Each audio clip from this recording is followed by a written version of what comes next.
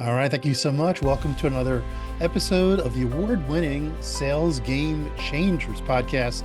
I'm Julie Murphy. I'm very excited. This is another marketing and selling effectiveness podcast.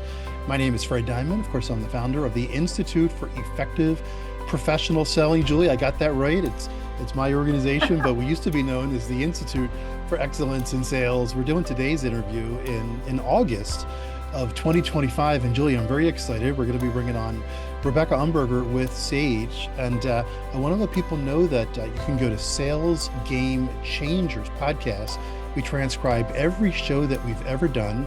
Go to salesgamechangerspodcast.com and type in Murphy, M-U-R-P-H-Y, Julie Murphy, and you'll be able to see the transcripts and listen to the previous episodes of the Marketing and Selling Effectiveness podcast. Julie, I'm very excited with what we're doing with this show. People can also listen on Apple Podcasts. And if you are listening on Apple or Spotify, go up, give us a 5-star review. We would greatly appreciate it. And Julie, all these shows are also up on YouTube, so people can go back and watch them as well. So Julie, it's great to see you again. I love this show. We're getting great response. Yeah, I And love it. yeah, we've brought on some of your clients and we've brought on some great companies that are really understanding the importance of the integration with marketing and sales. Yeah. And I'm really excited about our guest today. This is Rebecca Umberger. Rebecca first came into my world as a client. She was originally my client many years ago at Quest Software and then at Dell.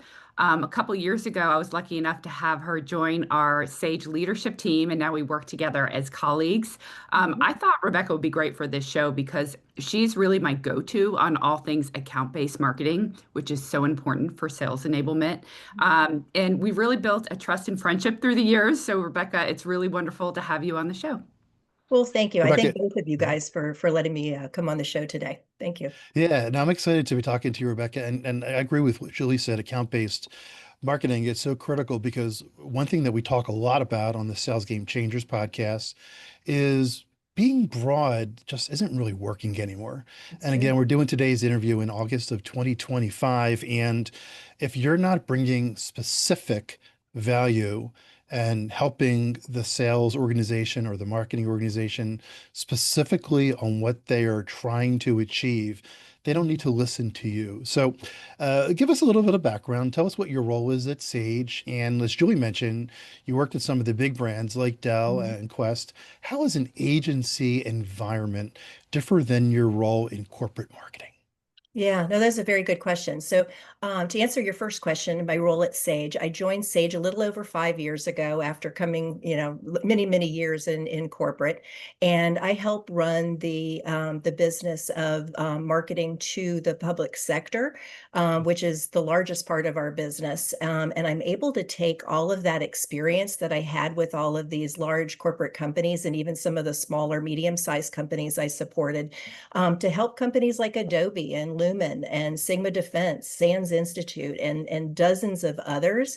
And for that, I'm really grateful that I can bring that experience, to our clients. But life at an agency is totally different than it was at corporate. And I say that because, we have clients that are startups, large companies, VARs, distributors, and you really need to know and understand all aspects of marketing. So when you're in a corporation and you're doing public sector marketing, sometimes you're doing field marketing, sometimes you're doing digital marketing, sometimes you're marketing operations. But when you work in an agency, you're doing it all. You're helping with messaging, lead gen, partner marketing, website stuff. You are literally doing it all. And even though we have specialized people, for example, that help out with they do the website development. All of our teams need to know and understand every aspect of what we're doing because we have to manage that entire life cycle of the project for our clients. So, if I had to do it over again, I would have started in an agency and really learned every aspect of marketing rather than just coming into an organization and just having a few different roles. This just allows you to just have such a broader view of the entire marketplace and pulling it all together for clients. Yeah, that's right. I always say, Rebecca, and I agree with you because we work with clients of all shapes and sizes, that I've always said at an agency, it's almost learning and fast forward because you have Yes. things going on at the same time. The good news is we've got a talented group of colleagues who I lean on all the time, and I know you do as well. I mean, there's always someone who's done something, like who has tried this Always. and what was the response, and so we can lean on the collective to give the best advice to our clients. So, but I don't want to discount the 30 years you spent in corporate marketing, which has been really valuable to us, and I know you've Well, seen a thank lot. you. And so, one question I have for you is, how have you seen the marketing and sales relationship evolve through the years? Ooh, well, it's changed a lot. I would say I've always had a really strong relationship with the sales leaders. And part of that, Julie, is because I used to run PR in addition to marketing for each of these corporations. When I say run it, for public sector, right? For my little niche that I was in. And that Mhm. was really important to have that strong relationship with sales leadership. But back when I started, we didn't have any automation tools. All of, sales was its own business unit. Marketing was its own business unit. Marketing was getting all of their messaging from corporate. And, we had to put together various messaging, of course, to resonate with the public sector. But, they were just more interested at sales being more interested in how many leads did you get for me this month, right? I want leads, leads, leads, leads. We turn them over to the sales team. The sales team, we had no idea what they did with them, right? Because we couldn't track anything. So I would say those days that we couldn't track things it was a little hectic, and we tried to work together as much as we could. But oh my gosh, these tools that we have now with the CRM tools, the marketing automation tools, the intent data that we can get from a lot of these tools, that's really bringing sales and marketing together as a team, because we can look and share that data and we know what works and what doesn't work. And the sales team has gotten so much better about putting the proper data in, and the marketing team has done a better job of putting their marketing programs in. So there's really so much more alignment when it comes to sales and marketing where you can actually work as a team. Yeah, that's a great answer. And uh, yeah, it used to be back in the day where salespeople could get away with not putting in the right Oh, yeah. data. If the sales professional was the top and he just or she wasn't interested in that, you really couldn't say anything. Now there's really no excuse. And a lot Yeah. of the tools, of course, are voice activated and AI is gotten to play as well. I'm just curious, and I loved your answer, but from your perspective, how do you think sales teams should help the marketing team specifically with message development, right? One of the big challenges that we have is coming up with the right message and then, of course, getting it into the hands or the ears or the eyes, and then into the brain, of course, of the prospect. I'm just kind of curious, especially in an industry where technology or technical literacy is so critical, Yeah. and so many companies are looking the same. I recently went to a big tech conference and it was really hard to delineate what a lot of the companies were doing. They offer a tool, but then they want to be broad in AI and whatever else it might be. Uh, and related to all this, bring it together in what role technology or thought leadership plays. Yeah, I mean, in public sector, the buying journey is so long. It's highly structured. It involves multiple layers of stakeholders. So we as in marketing have to stay very close with our sales counterparts throughout the entire sales cycle. So this means that we need to create a variety of content in every stage of the journey. So thought leadership is absolutely one of them. Case studies, use cases, nurture content, webinars, speaking opportunities. And what's nice is that sales now sees that if they work with marketing, it just goes so much smoother. And marketing has gotten better at making sure that our speakers and our SMEs are much more prepared when they go into these speaking engagements. They've got their questions ahead of time. They've got all of their talking points. We've got the right SMEs or our sales engineers engaged in each one of these pieces of content. So marketing needs to be really clear as to what each piece of content or whatever we're creating is actually meant to be. Like, what is the buyer persona? What stage of the buying journey is this in? And if we can let the sales team know. They're the ones who are out there in the agencies. They know which mandates they're trying to align to or executive orders. They know what what that agency's mission is. And we need their input on every aspect of marketing. So it's just really important. Again, you got the sales funnel working. Now you're getting the content and the marketing and that messaging, working together. And it's really important, for example, for us in marketing to say, okay, this is not a product message, right? Because some sales reps want to go for just here's our product and just do a deep dive dump. But when you're doing thought leadership, that requires really taking a step back and aligning yourself to what's really important to the client. And then we like to share the results of whatever we produce with the salespeople to make sure that, hey, is this message coming across? Are we projecting ourselves the way that we should be projecting so the government wants to interact with us? So very, very interactive process now. Yeah, that's great. And a lot of what Fred and I have been talking about on these podcasts is how important customization is. Like how Oh, important it yes. is that messaging is both relevant for the customer, it resonates with the customer, and really everything has to be customized, which is a lot of how account-based marketing comes through too. So I'd really love to talk about account-based marketing. I know this is one of your core areas of Yeah. expertise. There's also a lot of different definitions of ABM. I would love to hear what your definition is of account-based marketing and why you think it's become so powerful and gained traction with sales leaders. Yeah, that's a really good question. And ABM, I think public sector lends itself to ABM in general, just because we have things to align ourselves to. And the government is also very open about letting us know what their missions are, how much money they have to spend. We know a lot about them, whereas in the private sector, we don't have that information. I mean, we even have a list of, who they are, what their email addresses are. I mean, all of that's been available to us for many years. So I would say as a marketer, I started long ago, starting with ABM. But I would say my definition would be account-based marketing is a highly targeted, coordinated approach in which marketing and sales work together to focus their resources, defined as in a high value accounts, right? So it's delivering tailored content and messaging that aligns directly to specific needs, to pain points, and to the whole buying community across the life cycle of the sale. So, it combines the demand generation, personalization, sales enablement, and building that deeper relationship, and accelerating the pipeline, in these strategic accounts.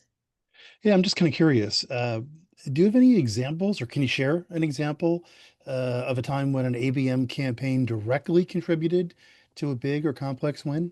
Yeah, and I actually asked when I knew this was going to be one of the questions, I contacted one of my customers yesterday and I said, "Hey, is there any chance I could talk about what we just did with them last year in 2024?" And they're like, "Oh my gosh, please feel free to talk about us." So I've got a few notes here. So if I'm looking at my notes, I apologize, but I want to make sure I get this right. But we started working with a company called Strategic Communications. They are a medium to large size value-added reseller that's been in the marketplace for 25 years, marketing to public sector, both state, local, and federal, great reputation. And they wanted to start up a new program that would really target justice and public safety. So what they did was they hired somebody who had 25 years experience, Rusty Byers, in the public safety area. And he came to us and said, "We want to create this new program. We've got this, we've got the expertise." And what they wanted to do was pull this together in a matter of a few months and build their partner community. So the first thing that Strategic did was they diligently chose the best partners. They didn't want to choose necessarily partners that that weren't in this area. They went out and did their research. Which partners out there have this expertise? which ones have the best reputation. They went to the customers that they were going to be supporting. Hey, do you know these partners?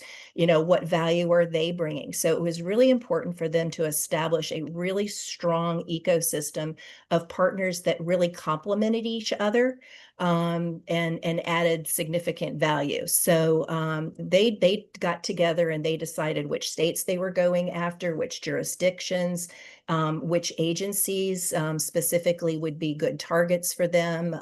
So while they were doing all of that, they asked us to come in and put together all of the marketing as it relates to the ABM program. So we worked with them for about 4 months, putting together all aspects of this program, from creating new logos, messaging, wording for their websites. We did, one pagers, two pagers. We helped them develop an entire webinar program that was to be a sustainable program that they could do, with different sets of partners at different times.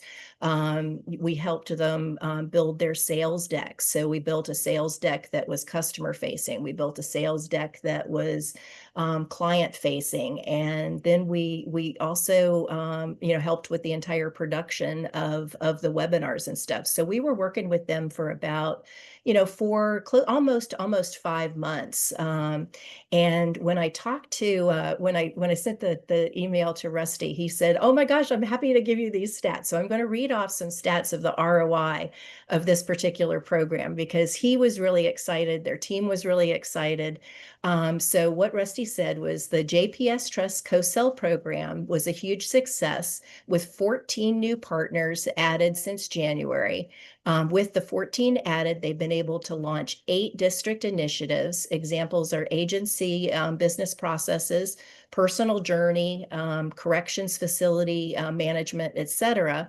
And most of the new partners that they were able to bring in were not only applicable for the Justice and Safety Program, which they call JPS Trust, they're also applicable across other initiatives, which has been able to help them gain a lot more traction, not only in this area, but in other areas of their business.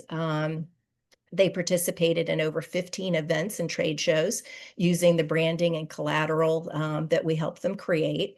The first webinar that they launched had 821 people register, Wow. and 525 actually attended, and it generated 23 really, really strong leads. I mean, this is insane for an organization who's not used to doing the webinars. So really great results there. They won 5 new clients.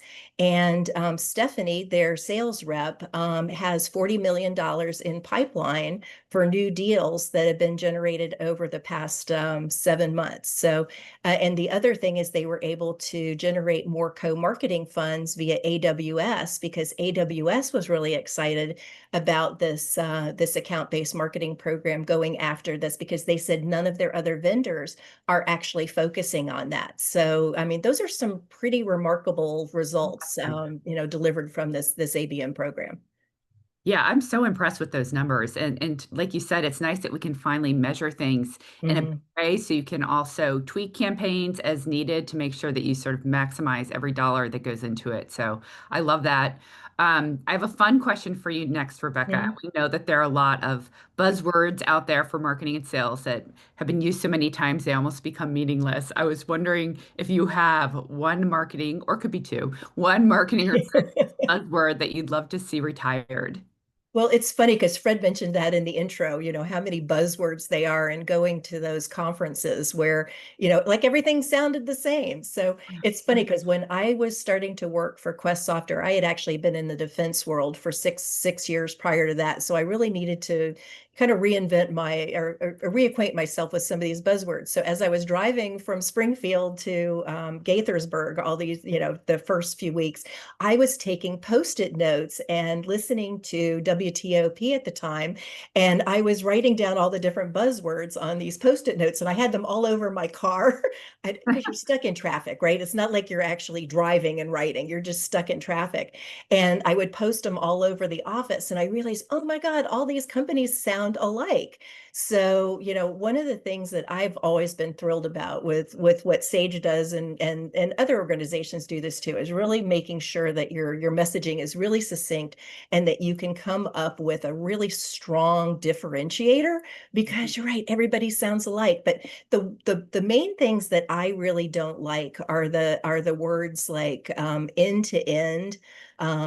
It's just like, end to end what? Give us an idea of what you mean by that. And it's just, is it end to end means, from intake to post award management. That's what end to end might mean. But there are just so many of them, and we all have acronyms with all of the government acronyms, and then we have our technology acronyms. But we want to make sure that any acronym we're using, or any words or buzzwords, they actually mean something, and we define it. So if we're going to use it, let's define it, not just throw words out there to throw words out. And we hear it every day. It just drives me crazy. Yeah, and that's a great job that Sage does with his clients, is, helping get people who know me know that my favorite word to use is crisp, right? Crisp, It's yes. like a nice crisp messaging. And I love, Mhm. Rebecca, the way you just said, let's replace end to end with what is Yeah. the beginning and what really is the end. And that would Hmm. definitely give a lot more clarity, which goes back to the point that one of the big challenges that we face in the selling world is that customers don't want to listen to us, or don't even want to hear from us, if we're not bringing specific, Yeah. right, value Yeah. for what their challenge Yes. is. And like you just said, if I go to them and say, well, we have this great end-to-end solution for you, well, what value is that bringing? Yeah. It doesn't show What does that them. even mean? Well, it also doesn't show them that I understand what they're challenged with, right? And one of the things that you said, which was really impactful for people listening, is that one of the great things about focusing on the B2B markets, business to government, I'm sorry, B2G, business to government, is that the mission is disclosed. Now, of course, we're going through some challenges. Again, we're doing today's interview in August of 2025, and there's still some disclarity out Mhm. there, but if that's a word, but whatever we can do to bring. So, Julie, this was a great show. We talked about account-based marketing, which is something that we really haven't spoken about before, to be honest with you, on the Sales Game Changers podcast. And one of the purposes of the new Marketing and Selling Effectiveness podcast that we're co-hosting with Julie Murphy from Sage Communications is focusing on places where marketing and sales need are behooved to work more effectively, because it's right. I like the way, Rebecca, you described it before, we didn't have the metrics and the way to measure and the automation to really see if marketing was helping sales, right? So then sales would get like a bucket full of leads that didn't make sense, and they Yep. wouldn't follow up on them, so they didn't give feedback to marketing. That was a historic thing Yeah. 15, 20, 30 years ago. Now there's really no excuse for both organizations to continue and finding more crisp and effective ways to work Yeah. together. So Julie, I'm excited for what we're going to be talking about moving forward with the Marketing and Selling Effectiveness podcast. Rebecca, bring us home. We like to end every Sales Game Changers podcast episode with one action step. You've given us a lot of great insights, a lot of great ideas, but give us one specific thing that our listeners should do after listening to today's show, or watching on YouTube, or reading the transcript, that they Mhm. should implement right now to take their careers to the next level. That's a really good question. So always, always, always work with your sales teams. They want to work with you. We now share quotas with the sales team. Mm, But as far as your career goes, I would say don't be afraid of trying new things. Don't get mm, stuck doing the same thing year after year after year. I mean, just coming to Sage, I learned something new every single day.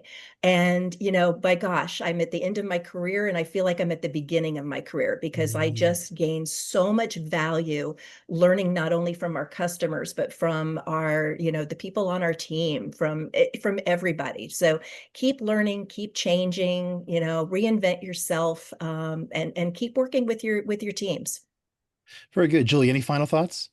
Yeah, I totally agree with you, Rebecca, and the way that technology and AI has evolved. Our industry continues to change really quickly. So we have to take that mindset that we're always learning forever. Always. But Yep. yeah. Very All right, exciting. once again, Rebecca Umberger, thank you so much for being a guest on today's Marketing and Selling Effectiveness Sales Game Changers podcast. Julie, it was great seeing you, and I look forward to our next interview on this podcast. My name is Fred Diamond.